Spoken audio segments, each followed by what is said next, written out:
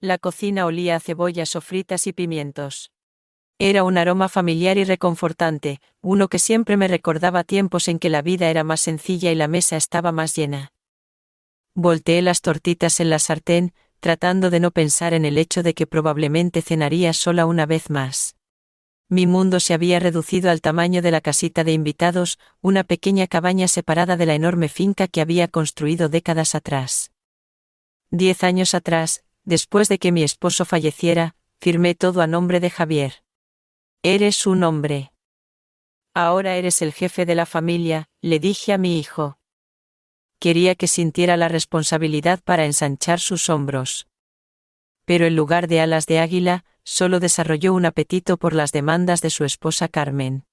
Ahora vivía aquí atrás, tratando de ser invisible, como un viejo mueble que es demasiado sentimental para tirar, pero que ya no encaja en la decoración. La puerta crujió. Una ráfaga de aire fresco otoñal irrumpió en el calor de la cocina, seguida de Javier y Carmen. Se veían tensos. Javier no me miraba a los ojos, jugueteando con el botón de su chaqueta, mientras que Carmen, por otro lado, se comportaba con una tragedia exagerada. Arrojó su abrigo de trencha a una silla sin ni siquiera un hola y suspiró pesadamente, como si cargara el peso de todos los ancestros sobre su espalda.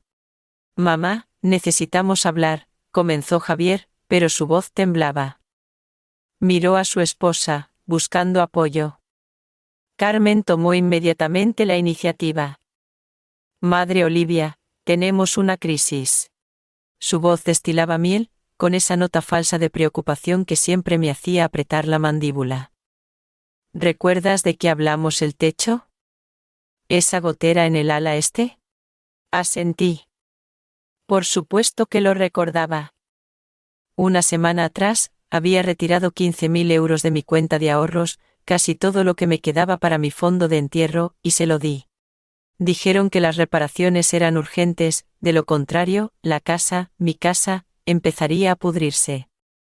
Bueno, pausó Carmen dramáticamente, presionando una palma contra su pecho. El presupuesto subió. Los contratistas abrieron el techo, y hay moho negro. Las vigas están podridas hasta el fondo. Básicamente, todo el sistema se ha ido, y hasta tuvimos que sacar de nuestro propio bolsillo. Me quedé en silencio, esperando el golpe. Lo sentía venir, como se siente una tormenta en las articulaciones mucho antes del primer trueno. ¿Y a qué nos lleva esto?, pregunté en voz baja, bajando el fuego bajo la sartén. No podemos llevarte en el crucero, soltó Carmen. Por un segundo, un destello de triunfo brilló en sus ojos antes de enmascararlo con arrepentimiento. No hay dinero, Olivia. ¿Lo entiendes? Los precios de los billetes subieron, y ahora con esta reparación, Javier y yo apenas juntamos lo suficiente para nosotros mismos solo para respirar un poco. Nuestros nervios están destrozados. Javier finalmente levantó la vista hacia mí. La culpa nadaba en sus ojos, mezclada con el miedo a su esposa. Lo siento, mamá, murmuró. Es mejor que te quedes aquí. Puedes vigilar a los trabajadores, cuidar el jardín, y nosotros, bueno, te traeremos un souvenir. Sí, vigila la casa, intervino Carmen, con los labios fruncidos en una mueca agraviada y puchera. Alguien tiene que mantener el orden mientras nosotros apretamos el cinturón en este viaje. La miré y sentí un extraño vacío. No había resentimiento, ni ira, solo una claridad fría. Mi mirada se deslizó hacia su muñeca. Carmen se ajustó el cabello y la manga de su blusa caoba profunda se deslizó hacia abajo. En su muñeca, un brazalete brillaba. Una cadena fina de oro blanco pavimentada con diamantes. Un brazalete de tenis. ¿Conocía ese diseño? Conocía al joyero. Conocía el precio. No era bisutería. Era una pieza que costaba al menos 3 veces las reparaciones de las que acababa de quejarse. Notó mi mirada y rápidamente tiró de la manga hacia abajo, pero era demasiado tarde. De acuerdo, dije. Mi voz era firme. Incluso para mí, sonaba inesperadamente calmada. Si no hay dinero, no hay dinero. Ustedes dos vayan a descansar. Yo vigilaré la casa. Intercambiaron miradas. Esperaban lágrimas, chantajes emocionales, súplicas. Mi compostura los desconcertó, pero el alivio superó su sospecha. Entonces está resuelto. Carmen se levantó de inmediato, olvidando el acto de tragedia. Necesitamos apresurarnos y empacar. Salimos temprano mañana por la mañana. No nos ofrezcas la comida. Estamos ayunando antes del viaje. Se fueron, dejándome en el silencio de la cocina enfriándose. Pasé la tarde haciendo mis tareas habituales. Lavé los platos, limpié la mesa. La oscuridad afuera se espesó, convirtiendo el jardín en una fotografía en blanco y negro. Más cerca de la medianoche, recogí la basura para llevarla a los contenedores junto a la puerta principal. Hacía fresco afuera. El viento hacía rodar hojas secas por el camino de entrada. Me acerqué al gran contenedor usado por los residentes de la casa principal, mi hijo y su esposa. La tapa estaba abierta. Javier debía haber tirado algo a toda prisa antes de acostarse. El viento atrapó una bola arrugada de papel que caía del contenedor y la rodó hasta mis pies. Me agaché y la recogí. Era papel grueso, aplastado en una esfera descuidada. Quería solo tirarla de vuelta, pero algo, tal vez la calidad del papel, demasiado grueso para un recibo de supermercado, me hizo pausar. Alisé la hoja. La farola de arriba era tenue, pero las letras y números eran distintos. Era una factura de viajes Apex.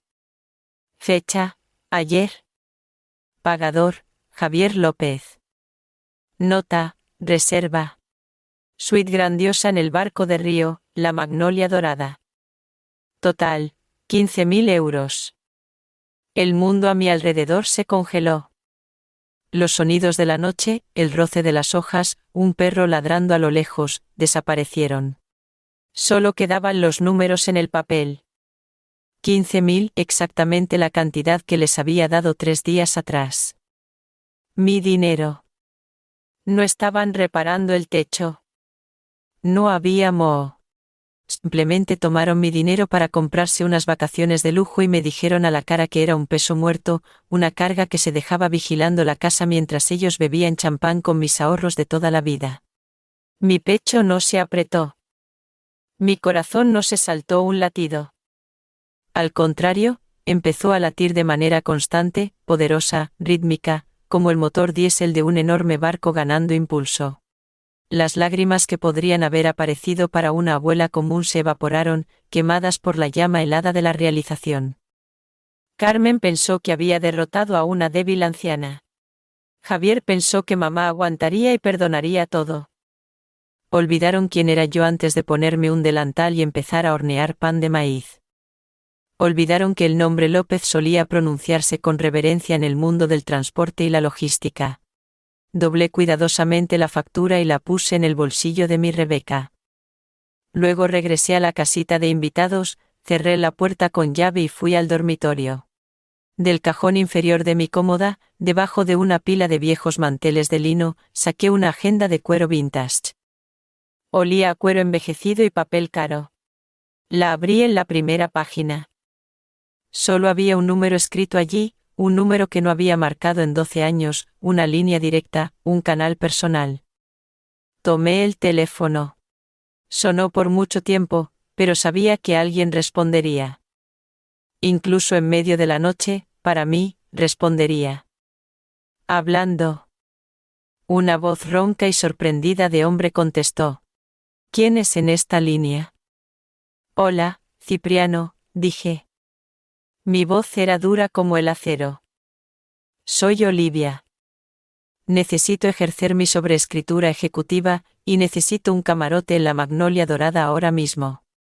Olivia. El silencio colgó en la línea, pesado y tangible. Sí, soy yo. No preguntes por qué llamo. Solo escucha. Necesito la estructura actual de propiedad del Grupo Flujo del Río inmediatamente. Un minuto después, supe algo que me hizo sonreír genuinamente por primera vez en 2 días, en la oscuridad de mi dormitorio. La línea de cruceros que poseía la Magnolia Dorada no era solo una socia. Era una subsidiaria que habíamos adquirido 15 años atrás, cuando yo estaba al timón. Y según los documentos que Cipriano sacó de los archivos, mis acciones de socio silencioso se extendían a ella también. Legalmente, no estaba solo pidiendo un favor. Estaba preparándome para pisar la cubierta de mi propio barco. Las siguientes 48 horas pasaron en un modo que casi había olvidado, pero que mi cuerpo recordaba al instante. Eficiencia fría, sin emociones. Mientras Javier y Carmen corrían por la casa discutiendo sobre qué maletas llevar, yo libraba una guerra por teléfono, encerrada en el baño con el agua corriendo para cubrirme. Mi abogado, un viejo amigo llamado Salomón, con una voz tan chirriante como una rueda de carro sin aceite, inicialmente trató de disuadirme de movimientos drásticos, pero cuando le expliqué la situación, solo se rió. Olivia, siempre supiste jugar el largo plazo. Hazlo a tu manera. Prepararé los papeles para transferir el control operativo durante la duración del viaje. El capitán Tomás será notificado. ¿Tomás? Emmerick Tomás. Lo recordaba como un joven primer oficial, honesto, recto como un riel. Eso jugaba a mi favor. Entre llamadas, empacé. Desbloqueé el armario de cedro en el fondo, cuya llave colgaba de mi cuello con mi crucifijo. Allí, en bolsas de ropa de grueso lienzo, colgaba mi vida pasada. Ropa que Carmen nunca había visto, o la habría vendido o robado hace mucho. Saqué un traje de pantalón de lino color crema, tela italiana, corte impecable, para ir con él. Una bufanda de seda con un patrón abstracto en tonos terracota y dorados. Nada de batas de casa, ni zapatillas gastadas. Si iba a la guerra, iría en uniforme de gala. En la mañana de su partida, el caos reinaba en la casa principal. Carmen gritaba a Javier por una bolsa de maquillaje olvidada. Javier corría con los ojos desorbitados, tratando de meter otra bolsa más en el maletero del SUV. Salí al porche en mi habitual impermeable gris, ocultando mi nuevo atuendo debajo. En mis manos, sostenía una vieja maleta de viaje maltrecha, un señuelo. Javier, lo llamé. Él se estremeció, casi dejando caer un kit de aseo. Mamá, ¿qué pasa ahora? Vamos con retraso, ladró, secándose el sudor de la frente. Quería decirte que no estaré sentada en casa, dije con calma. Voy a la casa de la hermana Alma. Su ciática está actuando. Le pedí ayuda. Volveré en una semana, justo cuando regresen.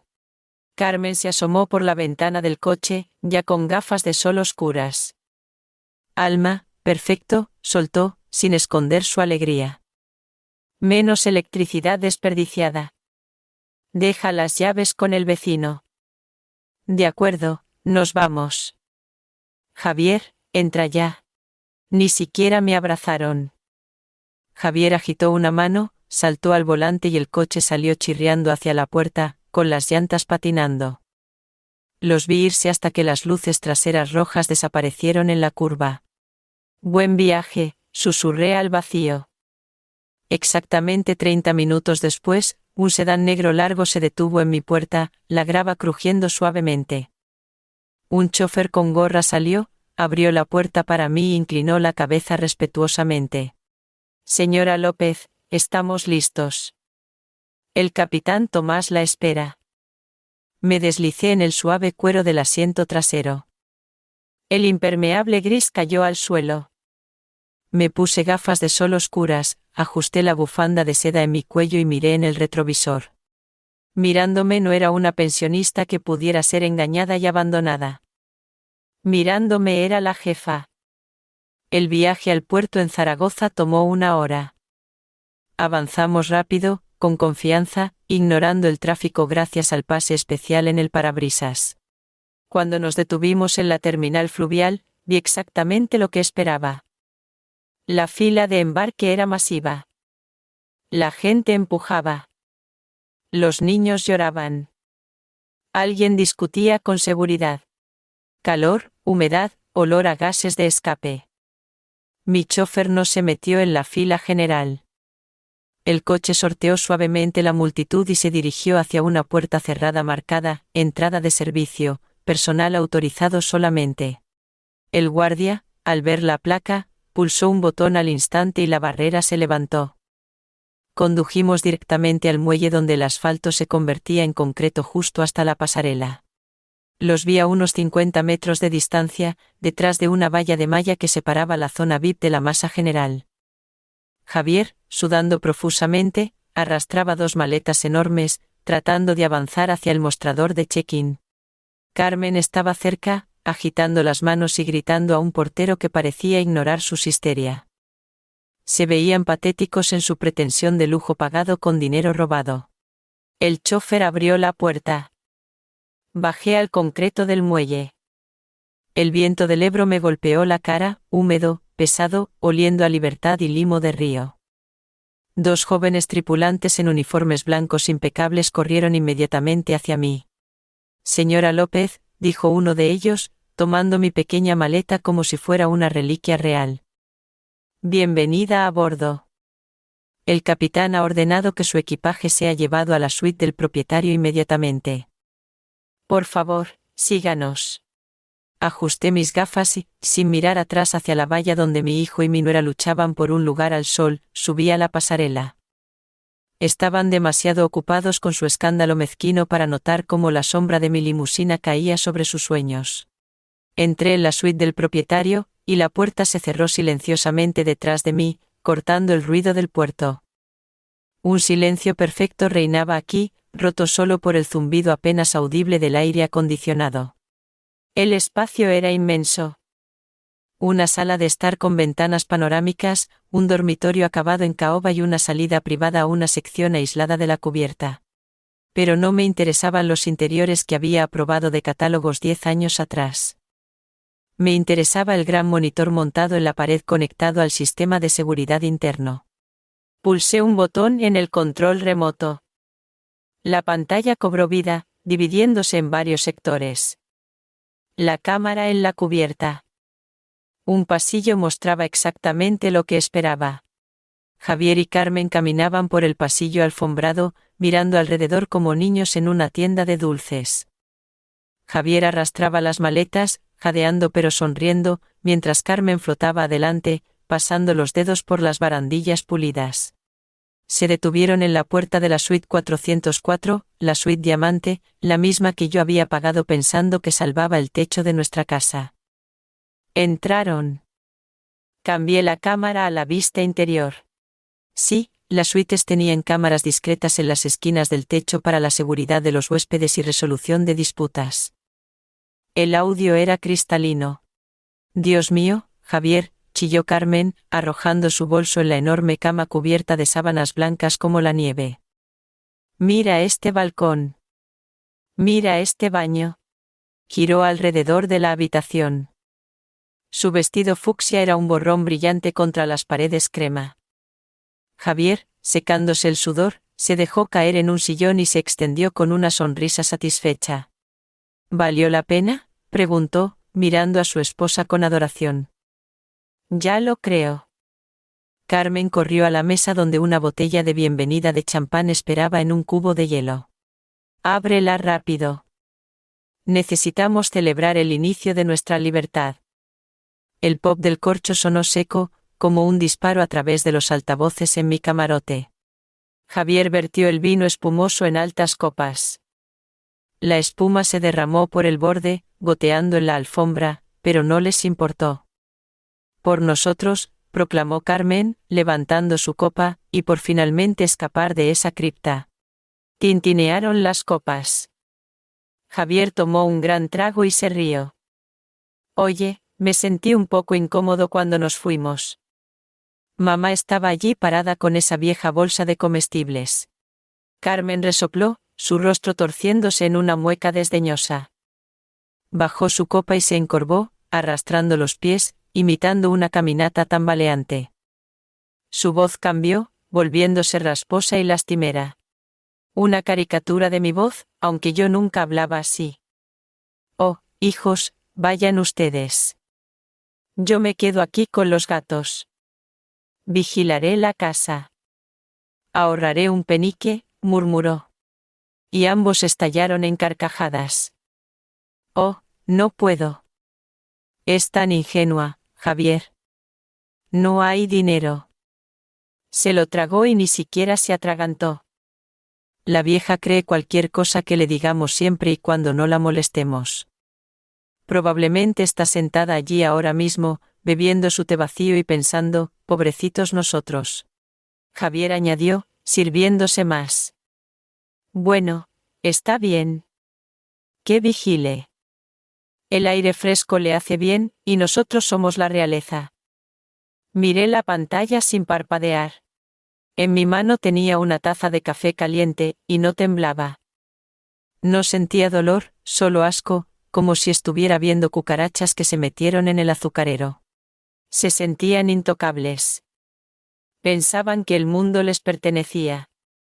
Bueno, basta de cosas tristes. Carmen se bebió el champán de un trago. Vamos. Quiero ver el restaurante. Dicen que el chef es de Francia, y necesitamos poner al personal en su lugar inmediatamente. De lo contrario, se relajan con los turistas. Salieron del camarote, cerrando la puerta de golpe. Vi en el pasillo como Carmen chasqueaba los dedos bajo la nariz de una sirvienta que pasaba, exigiendo que moviera su carrito del camino. Tomé el teléfono interno y marqué un número corto. Capitán, dije. Sí, señora López. La voz de Tomás era nítida. Militar. Los huéspedes de la 404 han salido del camarote. Inicien la fase 2, empacen sus cosas con cuidado pero sin reverencia extra y bloqueen sus tarjetas llave. Está hecho. Las llaves para la nueva asignación están listas. Me recosté en la silla. El espectáculo comenzaba. 1 hora pasó. El sol empezó a hundirse hacia el atardecer, pintando las aguas del Ebro en oro. La magnolia dorada tocó su bocina y partió suavemente del muelle. Javier y Carmen, a juzgar por las cámaras, estaban aterrorizando a un barman en la cubierta media, exigiendo que rehiciera cócteles que, en su opinión, tenían demasiado hielo. Cuando regresaron, sonrojados y complacidos consigo mismos, a las puertas de su suite para vestirse para la cena, volví a encender el sonido. Javier pasó casualmente su tarjeta por la cerradura. El indicador parpadeó en rojo. Frunció el ceño, limpió la tarjeta en la manga de su chaqueta y la pasó de nuevo. Rojo. ¿Qué estás hurgando? Preguntó Carmen impacientemente. ¿Necesito usar el baño? Sí, se desmagnetizó o algo, gruñó Javier, empezando a ponerse nervioso. Jalonó la manilla. La puerta estaba cerrada con llave. En ese momento, un steward senior, un joven con postura perfecta y rostro de piedra, apareció de la esquina como por casualidad. ¿Problemas, señores? Su estúpida tarjeta no funciona, ladró Carmen. Ábranos la puerta inmediatamente. Nuestras cosas están ahí dentro. El steward sonrió cortésmente, pero sus ojos permanecieron fríos. Sacó una tableta, verificó los datos y sacudió la cabeza. Lo siento, señora López. Hubo un error administrativo en la reserva. B. Esta suite está reservada bajo la lista de prioridad de accionistas. Ocurrió una reasignación de activos. ¿Qué? Los ojos de Javier se abrieron como platos. ¿Qué activos? Pagamos 15.000. Este es nuestro camarote. Desafortunadamente, el sistema anuló su estancia en esta categoría. El steward continuó imperturbable. Sus pertenencias ya han sido transferidas a un camarote correspondiente a su estatus actual de lealtad confirmada. Le entregó a Javier 2 llaves mecánicas ordinarias con etiquetas de latón pesadas. Estampado en ellas estaba el número 0012. ¿Dónde es eso? Preguntó Carmen con sospecha, sin tomar la llave. Cubierta inferior, señora. Sector de popa, junto al bloque de ingeniería. ¿Está bromeando? Ella chilló tan fuerte que el eco rebotó por el pasillo. ¿En la sala de máquinas? ¿Nos quiere meter en la sala de máquinas? Me quejaré. ¿Dónde está el gerente? ¿Dónde está el capitán?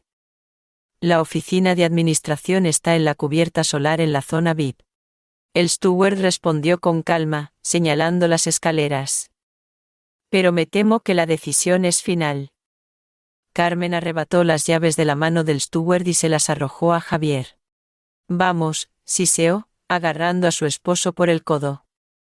Vamos a destrozar esta operación de 2 bitcoins. Los demandaré. Se arrastrarán de rodillas. Giraron y, pisoteando como elefantes, corrieron hacia las escaleras que llevaban a la cubierta superior, donde, sentada en un sillón suave, disfrutando del atardecer y el silencio, los esperaba yo. Ajusté mis gafas, abrí un volumen de poesía francesa y tomé un sorbo de espresso. Los pasos en las escaleras se hicieron más fuertes. La rabia se acercaba para chocar contra los acantilados de mi realidad. La puerta a la cubierta solar VIP voló abierta con tanta fuerza que sonó como si la hubieran derribado con un ariete. El golpe de metal contra el tope magnético hizo que las gaviotas que perezosamente circulaban por la popa se dispersaran de miedo. Ni siquiera me inmuté, solo volteé cuidadosamente una página, disfrutando del roce del papel grueso, y llevé la taza de porcelana a los labios. ¿Dónde está este maldito gerente? La voz estridente de Carmen cortó el aire del río, destruyendo la armonía del viento y las olas. Exijo que alguien salga aquí inmediatamente. Pagamos dinero. Javier hizo eco, sin aliento por la carrera. No tienen derecho a ponernos en una perrera. Irrumpieron en la cubierta, listos para romper y destruir. Sus ojos buscaban febrilmente una víctima, alguien con uniforme para vomitar su veneno. Pero la cubierta estaba vacía. Solo yo sentada en la mesa central bajo un toldo de lona y un camarero congelado a una distancia respetuosa con una cafetera de plata. Se congelaron. Al principio solo vieron una silueta. Una mujer en un traje de lino blanco impecable, un sombrero de ala ancha y gafas de sol enormes ocultando media cara. Una mujer que irradiaba paz y esa confianza perezosa específica que solo viene del dinero muy antiguo. Carmen dio un paso adelante, abriendo la boca para seguir gritando, pero las palabras se le atoraron en la garganta. Entrecerró los ojos. Lentamente me quité las gafas y los miré. El silencio colgando sobre la cubierta era más fuerte que cualquier grito. Mamá. Javier exhaló, su rostro se estiró, la mandíbula caída, haciéndolo parecer un pez tonto arrojado a la orilla. Carmen palideció, luego se puso roja, manchas de ira floreciendo en su cuello. Tú, chilló. Y en ese sonido había tanta incredulidad como rabia. ¿Qué estás haciendo aquí? Coloqué cuidadosamente las gafas en la mesa junto al libro y revisé mi reloj. Tomando café, Carmen, y disfrutando la vista hasta que viniste y la arruinaste con tus gritos. Javier dio un paso hacia mí, cerrando los puños. Su miedo se transformó en agresión. La reacción defensiva de un hombre débil acorralado por sus propias ilusiones. ¿Nos estás acosando?, gritó, escupiendo ligeramente. ¿Has perdido completamente la cabeza, vieja? Vete de aquí, loca acosadora. ¿Cómo llegaste siquiera aquí? ¿Con qué dinero? Es nuestro dinero. La realización golpeó a Carmen. Voló hacia la mesa, sus ojos ardían con un brillo fanático. ¿Lo robaste? No pagaste la reparación. Compraste un billete para arruinar nuestras vacaciones. ¿Era mi dinero, Carmen?, respondí con calma, sin alzar la voz. El dinero que ahorré por años, que ustedes dos me robaron bajo el pretexto de vigas podridas. Me lo robaste mientras me mirabas a los ojos y me contabas cuentos de hadas sobre Moho. Bruja. Carmen perdió los restos de su autocontrol. Se abalanzó sobre la mesa, tratando de agarrarme por la solapa de mi chaqueta para sacudirme de la silla. «Vete de aquí. Seguridad. Echen a esta intrusa». Sus dedos con uñas largas y afiladas casi tocaron la tela de mi traje cuando una voz como la bocina de un barco sacudió el aire. «Retire sus manos». No era un grito. Era una orden dada en un tono que no permitía ni un segundo de demora. Carmen retrocedió como si la hubieran electrocutado. Javier metió la cabeza entre los hombros. Del puente de mando, el capitán Tomás emergió en su uniforme de gala con rayas doradas en las mangas y gorra de visera. Parecía una cara de acantilado. Detrás de él estaban dos fornidos oficiales de seguridad. Tomás pasó junto al congelado Javier sin siquiera mirarlo y se paró entre Carmen y yo. Su sombra cubrió completamente a mi nuera. «Retire sus manos de la dueña de este buque», retumbó, mirando hacia abajo a Carmen con desprecio disimulado. Javier parpadeó, tratando de digerir lo oído. «¿Dueña?», repitió, su voz quebrándose. Se rió nerviosamente, señalándome con un dedo. «Capitán, se equivoca. Esta es mi madre. Es una pensionista. Vive en una casita de invitados. Solo tiene dinero para té dulce». Tomás giró lentamente la cabeza hacia Javier. Había hielo en su mirada. «Señor López», pronunció en un tono gélido. «Permítame iluminarlo. La señora Olivia López es la tenedora del interés controlador en el grupo Flujo del Río. Ella posee esta compañía naviera, ese puerto de atrás y este barco fluvial de quilla a chimenea». Javier se tambaleó. Me miró, luego al capitán, luego de nuevo a mí. En sus ojos, un mundo se derrumbaba, el mundo donde él era listo y astuto, y yo era vieja y tonta. «Eso no puede ser», susurró Carmen, agarrando el respaldo de una silla vacía para mantenerse erguida. «Ella no tiene nada. Lo dio todo por nosotros». «Técnicamente», continuó Tomás, rematándolo sin piedad. «Ustedes no están en un resort.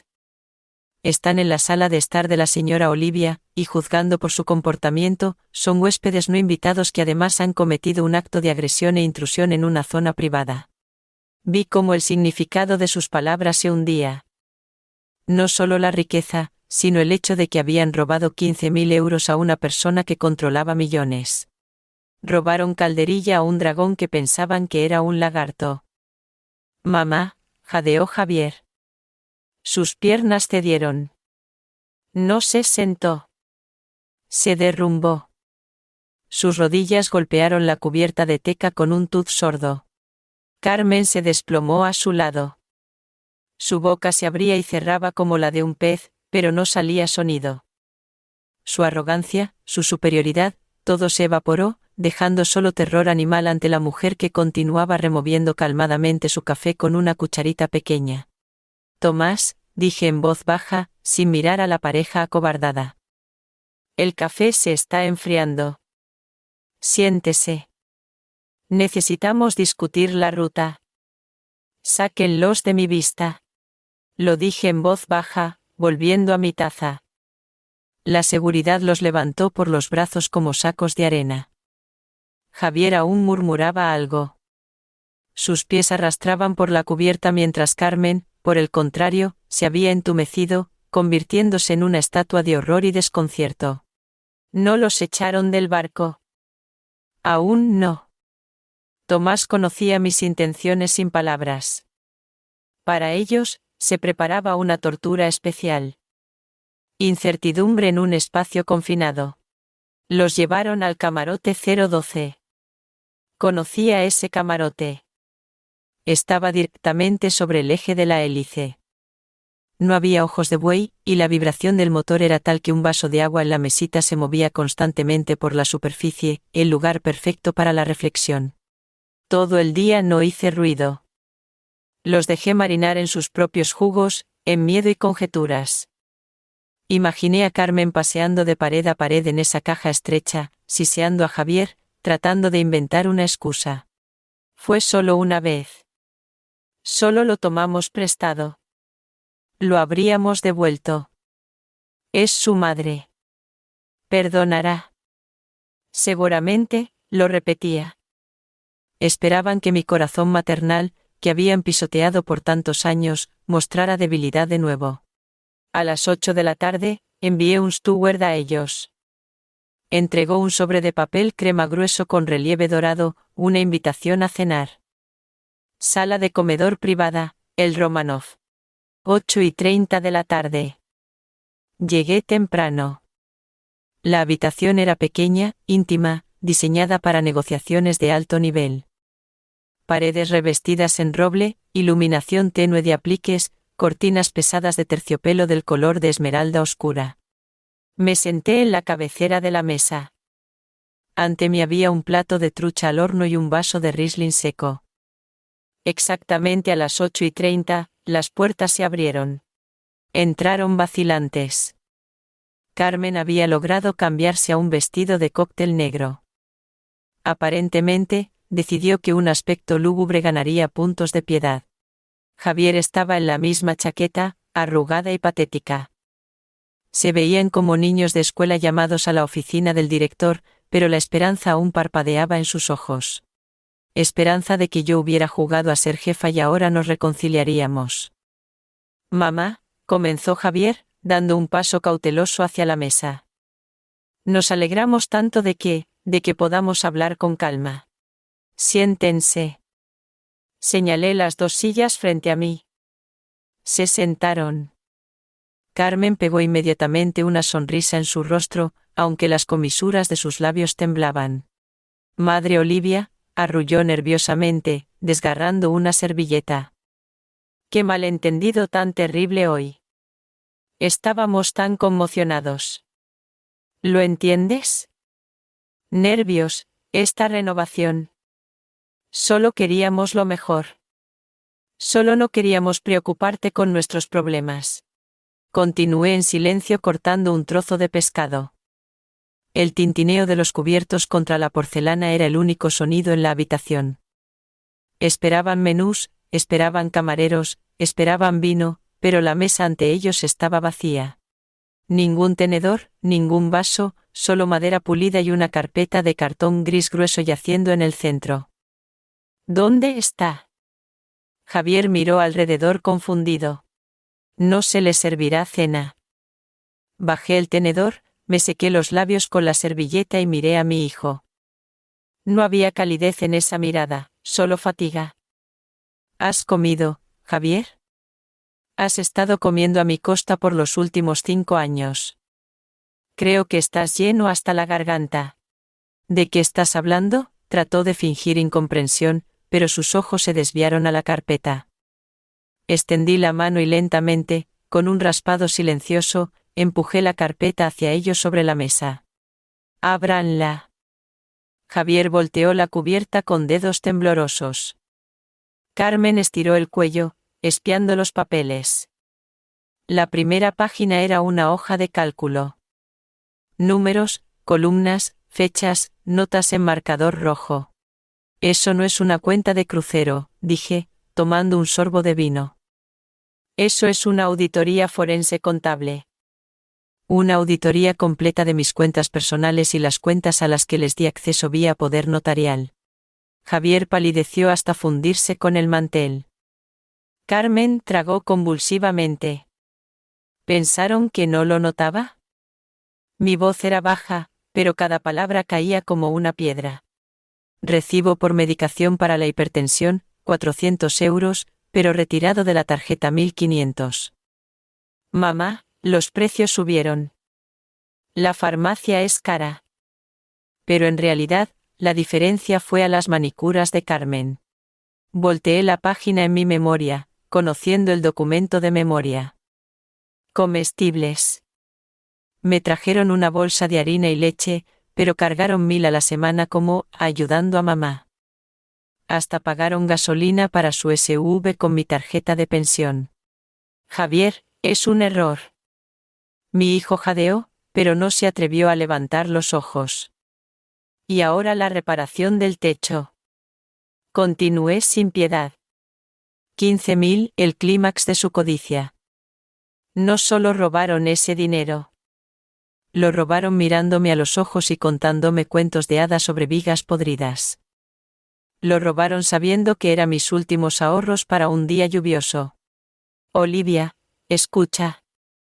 Carmen chilló, dándose cuenta de que la tierra se deslizaba bajo sus pies. Fue solo una vez.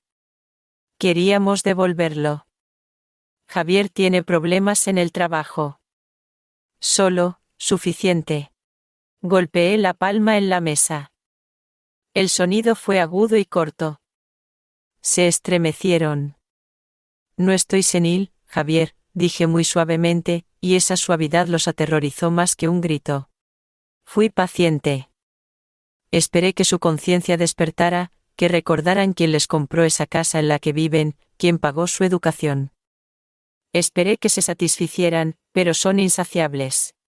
Cerré los ojos por un segundo, despidiéndome de la ilusión de familia que había tratado de preservar. Mi paciencia terminó ayer cuando encontré esa factura en la basura. Asentí a la carpeta. Miren la última página. Notificación bancaria. Hace una hora, rebocé todos los poderes notariales. Sus tarjetas ligadas a mis cuentas están bloqueadas. Las cuentas conjuntas están congeladas pendiente la investigación por malversación. ¿Malversación? Javier levantó la vista hacia mí, ojos llenos de horror. Mamá, ¿vas a presentar cargos? Sus tarjetas personales están actualmente en descubierto, continué, ignorando su pregunta. Límites de crédito anulados por mi orden como dueña del banco socio. No tienen ni un céntimo, ni siquiera para una botella de agua. Carmen saltó de pie, derribando su silla. No puedes hacer esto. Somos tu familia. Estamos en medio del río. ¿Cómo viviremos? ¿Cómo vivirías sin mí? Respondí con calma. Humildemente y en silencio. Pulsé el botón para llamar al personal. La cena ha concluido. Están despedidos. Vayan a su camarote. Necesitan dormir. Mañana será un día duro para ustedes. Las puertas se abrieron y la figura del jefe de seguridad apareció en el marco. Javier y Carmen, encorvados, se arrastraron hacia la salida, aferrando la carpeta de evidencia de su vergüenza contra sus pechos.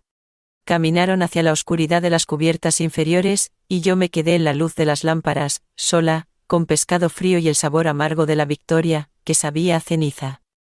La mañana siguiente me recibió con una niebla espesa lechosa rodando sobre el agua. Me senté en el solarium en la cubierta superior, un veranda acristalada donde crecían palmeras y orquídeas, creando la ilusión de un paraíso tropical en medio del otoño español. En mis manos tenía una taza de infusión de hierbas y una manta a cuadros sobre las rodillas. Era tranquilo aquí, pero el silencio era engañoso. Sabía que varias cubiertas abajo en el camarote estrecho 012, donde la vibración de la hélice sacudía los huesos, una tormenta rugía.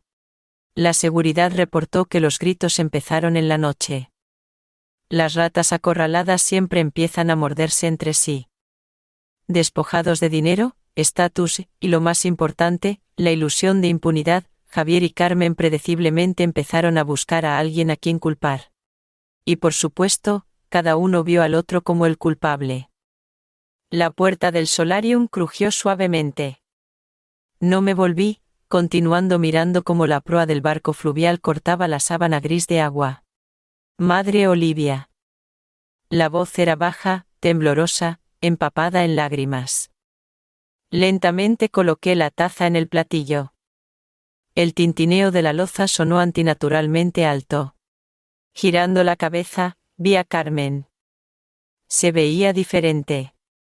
La postura altiva se había ido. El brillo depredador en sus ojos había desaparecido. Llevaba un vestido negro simple. Su cabello estaba recogido en un moño desordenado, y su rostro sin maquillaje, lo que solo resaltaba sus ojos rojos e hinchados. Estaba en la entrada, retorciendo nerviosamente las manos como una colegiala viniendo a confesar haber roto una ventana. «¿Puedo?», susurró.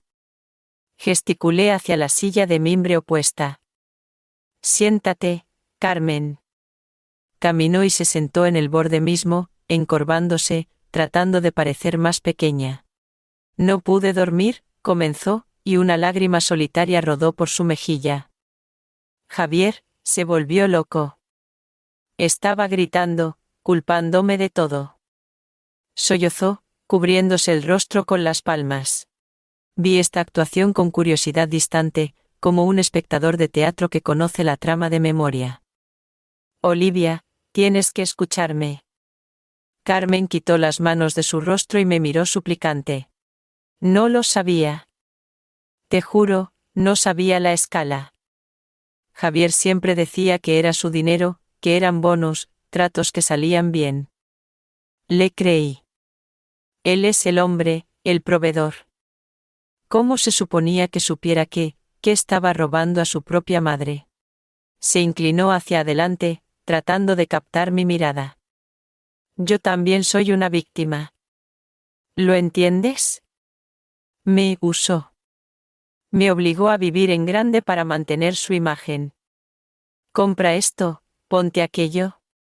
Tenemos que encajar. Solo quería ser una buena esposa.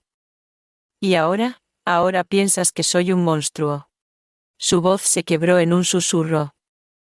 Te quiero, mamá. Siempre quise que fuéramos una familia real. Pero Javier, él me volvió en tu contra. Dijo cosas feas. Nos aisló. Él inventó la historia del techo.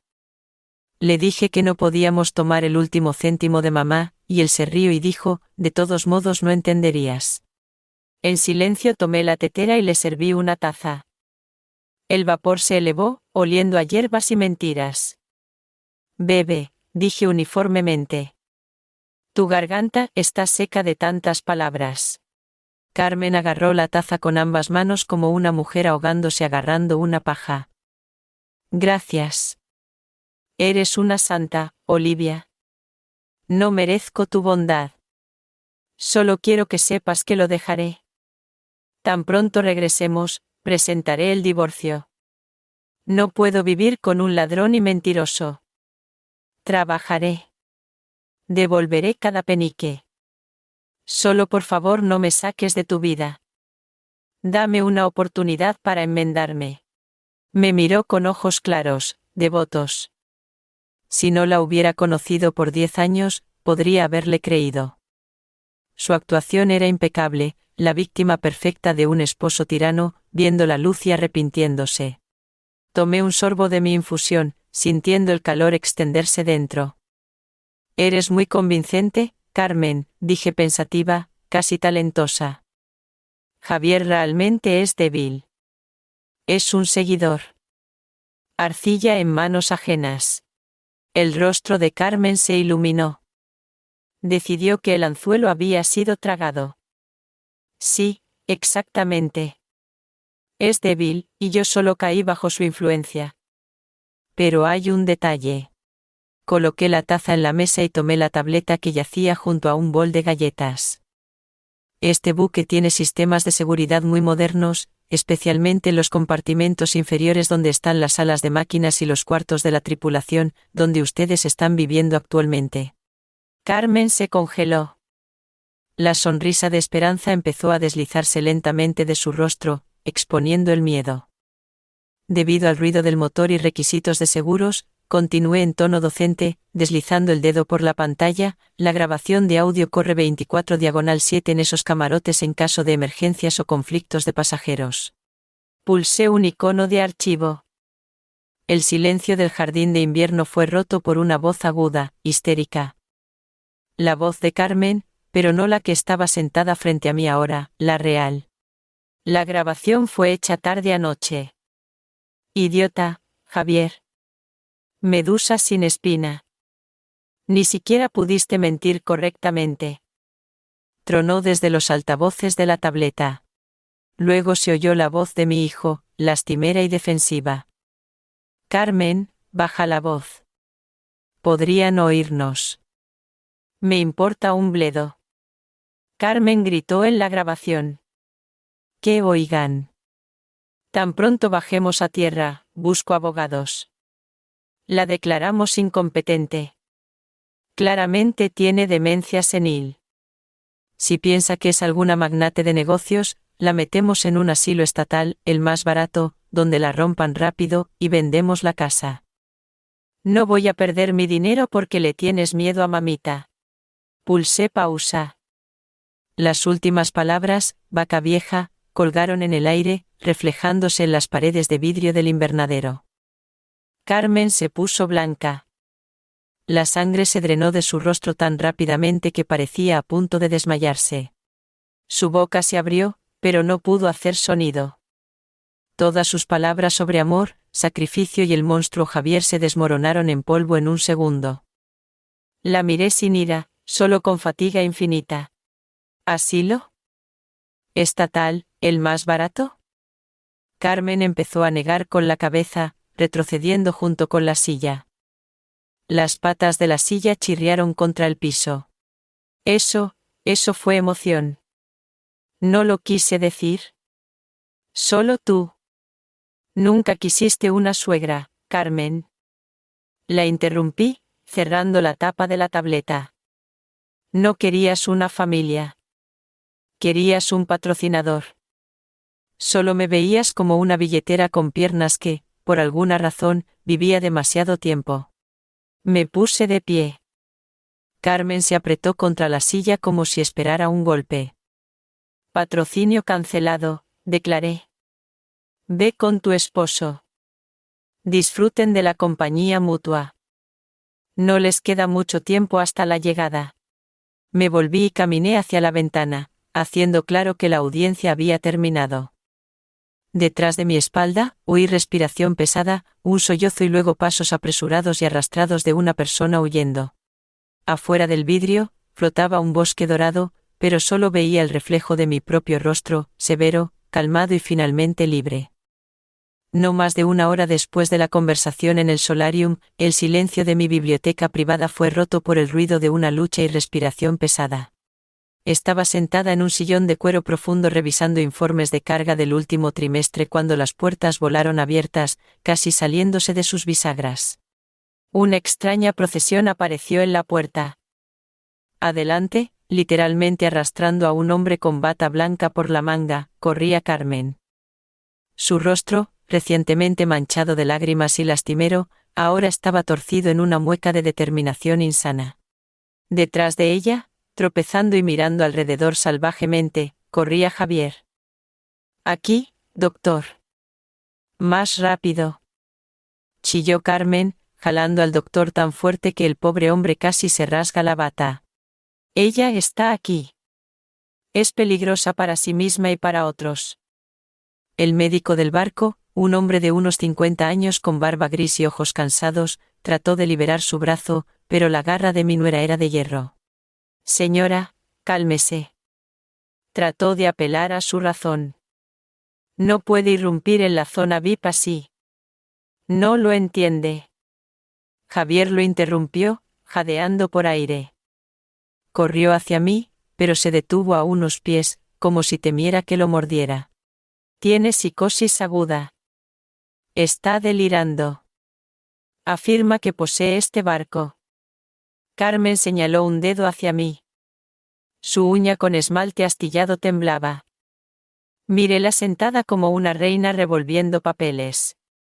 Tiene demencia, doctor. Paranoia progresiva con delirios de grandeza. Robó nuestro dinero. Nos encerró en la sala de máquinas. Se inventó algo sobre flujo del río. Inyéctele algo. Un sedante. Haloperidol. Cualquier cosa para que deje de decir tonterías. Lentamente me quité las gafas de lectura y las coloqué sobre el informe.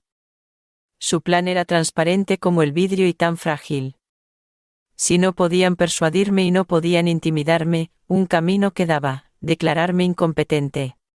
Si un doctor documentaba psicosis aguda y delirio, ellos como parientes próximos obtendrían tutela temporal. Y eso significaba acceso a cuentas, derechos de firma, control sobre la loca anciana. Era su última apuesta. Todo o nada. Doctor, exijo que documente su condición, continuó Carmen, gritando, escupiendo saliva. Necesitamos un informe médico para la tutela. Tenemos que salvar sus activos antes de que los regale en un ataque de locura. No entiende dónde está. El doctor finalmente arrancó su manga de los dedos aferrados de Carmen. Ajustó su bata, enderezó el estetoscopio alrededor de su cuello y dio un paso adelante. Javier lo miró con esperanza. Vamos, doctor. Pregúntale. Pregúntale de quién es este barco. Lo verá por sí mismo. El doctor suspiró pesadamente, se quitó las gafas de montura fina y las limpió con un pañuelo que sacó de su bolsillo. Luego levantó los ojos hacia mí. Bailando en esos ojos había chispas de diversión. Trataba infructuosamente de ocultarlas detrás de una máscara profesional. Buenas tardes, señora López, dijo en una voz suave y calmada. ¿Cómo está su presión arterial hoy? La píldora de la mañana ayudó. Un silencio resonante cayó en la habitación. Carmen se congeló con la boca abierta. Javier parpadeó como si lo hubieran abofeteado con una mano invisible. Buenas tardes, doctor Bernardo, respondí, sonriendo con las comisuras de los labios. Gracias. Presión normal. 120/80. El aire del río hace maravillas. Lástima que algunos pasajeros hagan demasiado ruido.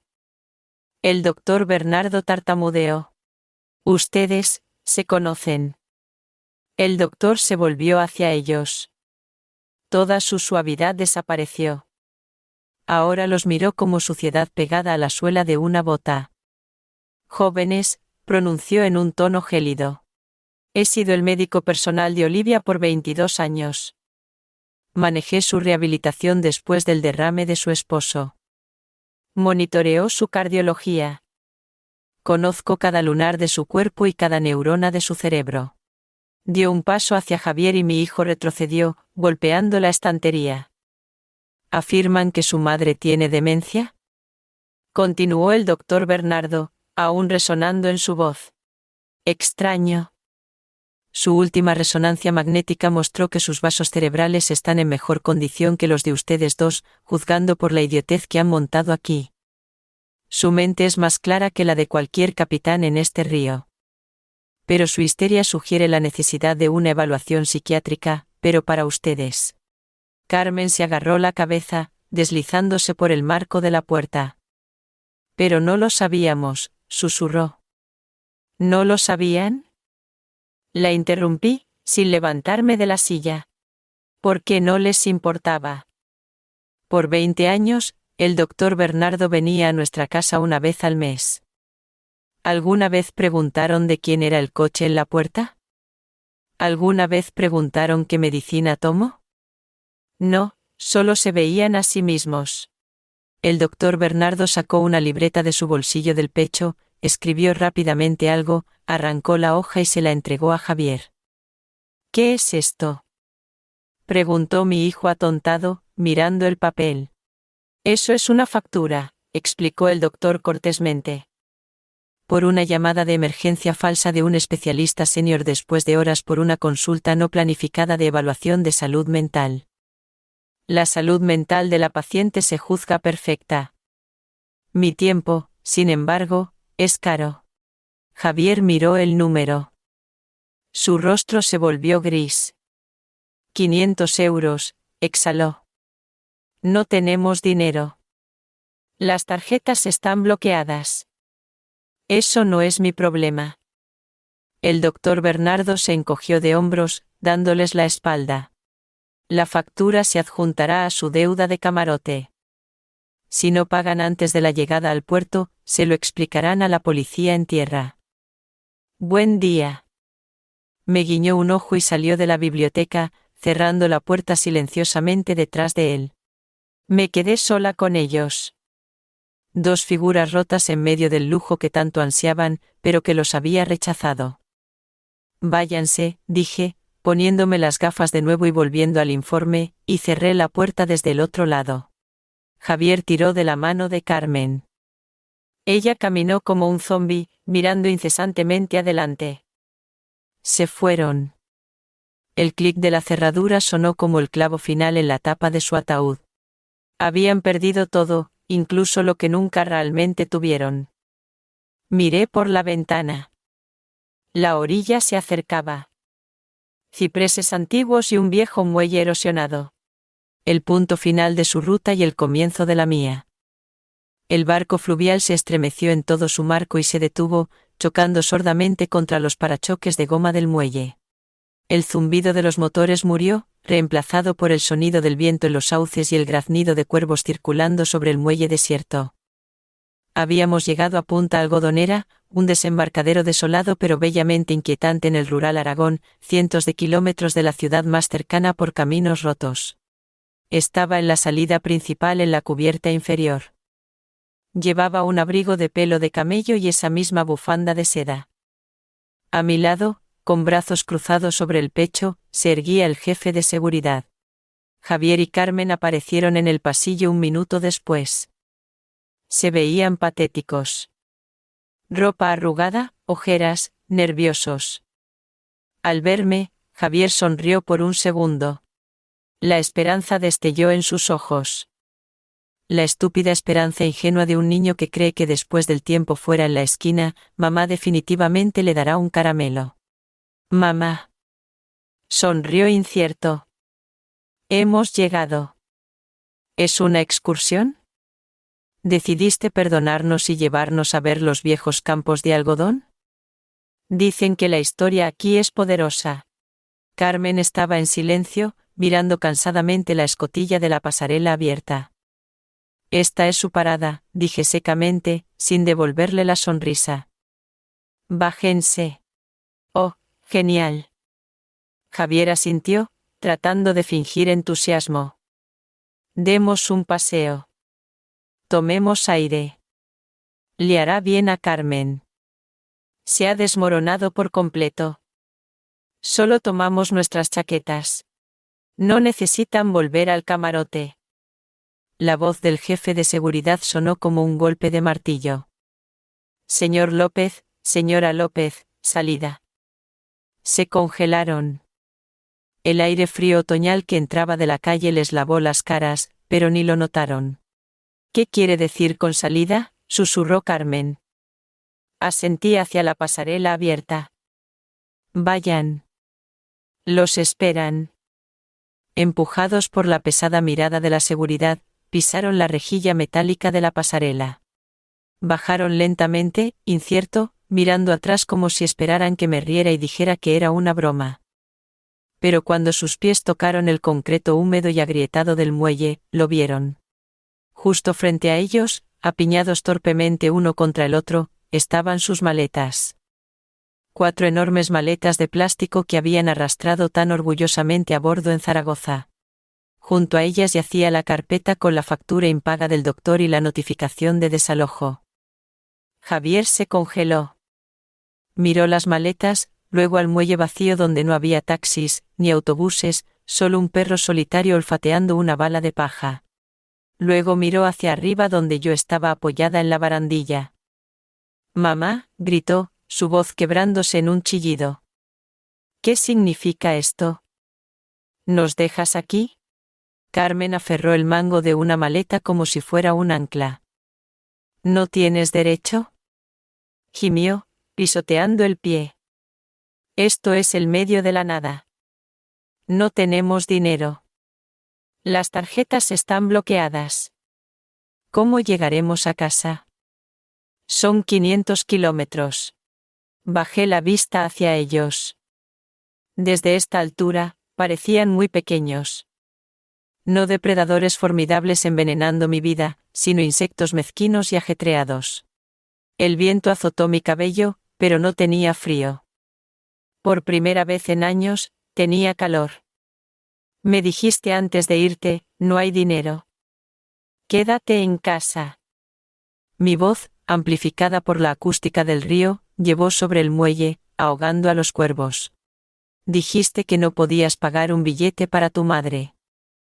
Pausé para que cada palabra se hundiera en su conciencia.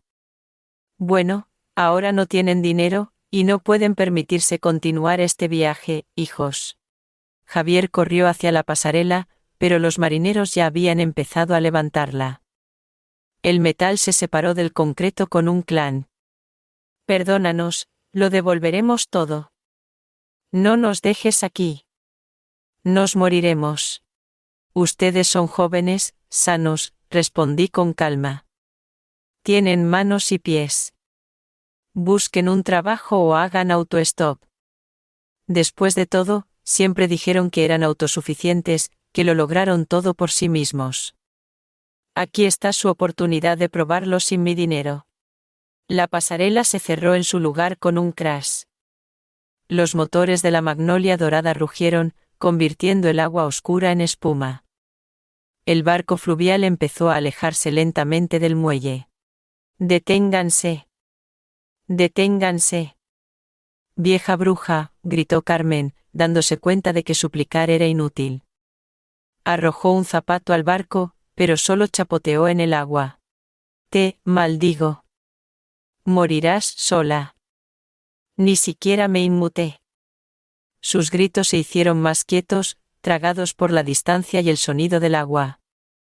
Los vi parados en el muelle vacío y azotado por el viento. Dos figuritas diminutas con un montón de chatarra inútil en un lugar extraño sin un penique en los bolsillos. Me volví de la orilla. El pasado se quedó allí en el concreto. Tomás se acercó a mí. Se quitó la gorra y me miró interrogante. Rumbo a Zaragoza, señora López, regresando al horario. Miré hacia adelante donde el río se ensanchaba, desapareciendo en el horizonte infinito. El cielo se aclaraba y rayos de sol rompían a través de las nubes. No, capitán, dije, y las comisuras de mis labios se crisparon. Al diablo con el horario. Tomé una profunda respiración. El aire era dulce. Traza curso al norte, Tomás, todo el camino hasta la sede en Bilbao. Se sorprendió, pero un destello de aventura brilló en sus ojos. Esos son otras 2 semanas de navegación. ¿Qué olvidamos allí? Siempre soñé con ver el follaje otoñal en el Alto Ebro, respondí. Dicen que cuando los arces se vuelven rojos, parece un mar de fuego. Lo postergué por 30 años. Primero trabajo, luego esposo, luego hijo, luego nietos que nunca llegaron. Basta de postergar. Sentí algo caliente, enorme, olvidado subiendo en mi pecho. No era una risita, ni una sonrisa sardónica. Arrojé la cabeza hacia el cielo y me reí. Fue la risa de la libertad, una risa fuerte, pura, resonante que voló sobre el Ebro, asustando a las gaviotas. Me reí de mi antigua ceguera, de su codicia, de la absurdidad de la vida. Me reí de felicidad. Tenía dinero. Tenía un barco. Y tenía todo un río de tiempo por delante. Mi vida no estaba terminando. Solo estaba comenzando. ¿Te gustó la historia? ¿Y de qué ciudad nos escuchas? Vamos a encontrarnos en los comentarios. Si te gustó la historia, puedes apoyarme enviando un súper gracias para que pueda seguir trayendo más historias como esta.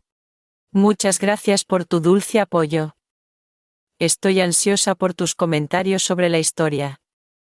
En la pantalla, puedes ver 2 nuevas historias de vida que te recomiendo mucho. Hay mucho más en mi canal. No olvides